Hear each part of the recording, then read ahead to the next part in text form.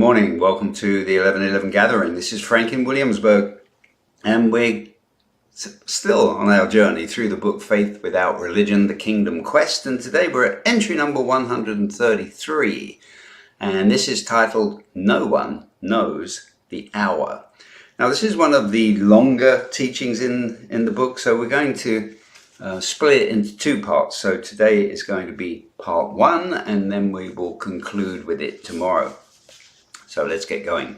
As I have said many times before, if my children knew for certain the hour of my return, their whole lives would change, says God.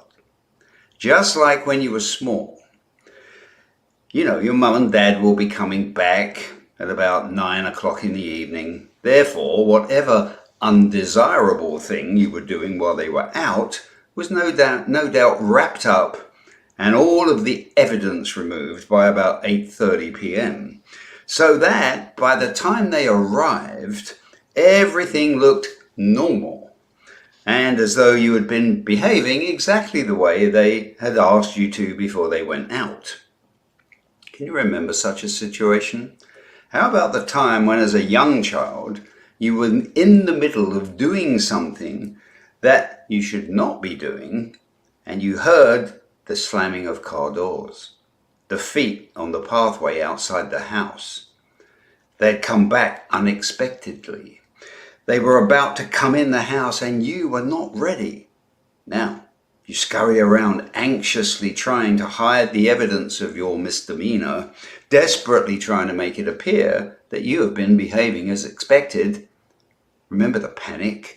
Maybe even the dread that your actions were going to be discovered and that you were going to get into trouble. Maybe you were even going to be punished. Remember how that felt? That fear, that dread, that anxiety. It was completely self-inflicted. For if you'd behaved exactly as expected, there would never have been any need for you to suffer such stress. This is a type, an example of things to come. Now imagine if you take those feelings and multiply them 1,000,000 times. You will not even be close to 1% of the feeling that some of my children are going to experience on the day of judgment, when they realize that I have returned at an unexpected hour and they are not prepared and are not ready. Oh yes, says God. This is the time when many will realize why they had those experiences years before, and the fact that the consequences of being unprepared and disobedient are the same today as they have always been. Were you ever rewarded for being deceitful to your father? Did you see improvements in your relationship when you deliberately did the opposite of what you knew he wanted you to do? When you failed to live up to the responsibility he trusted you with, did he then grant you more responsibility? I know the answers are obvious.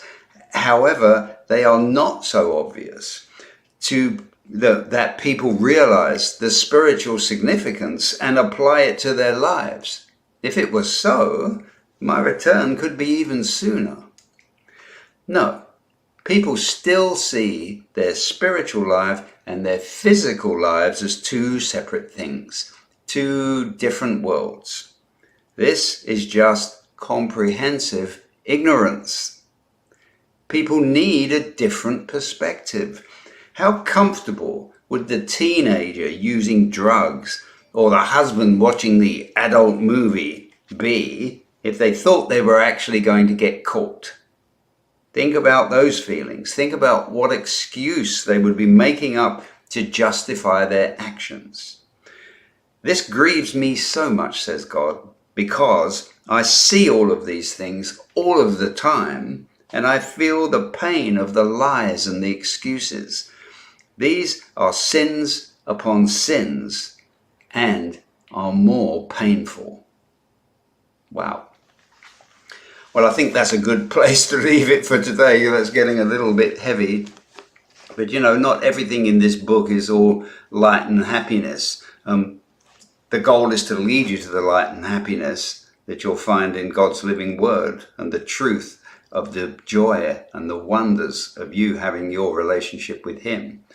But frankly, no pun intended, look around us, even among the believers, you can see there's discontent, there's problems, there's strife, there's worry, there's fear. So that means that most people are not walking in the fullness of the blessings that he's prepared for us.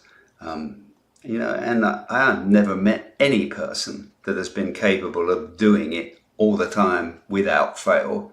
I guess there was only ever one that could have done that, which was Christ himself, because he was perfect. And there are no perfect men, not even close, however much the appearances might suggest otherwise, because we all have that fallen nature inside us warring against us. But these things, these little anecdotes, these stories from the past, that's all they are, is they're guideposts, they're warnings. They should cause you to take an inward look and say, well, what am I doing? What's actually going on in my life at the moment? Am I walking out God's plan for my life? Or, am I just blinding myself to the fact that it's true, no man knows the hour. We don't know when he's coming back. He told us specifically that we won't know. I mean, it's just so plain, so clear, but don't let the fact that we don't know lead you into believing that you can just ignore the fact that he is coming back and we are going to be held accountable for our actions, everything that we did since we became a believer. Now remember, the price, the penalty for your sin has been paid. Otherwise, God lied, and we know that's not true. So it's not about punishing you in that regard, but it's about just being held accountable for what you did. And remember, as we've been discussing, everything you do puts something onto that perfect foundation.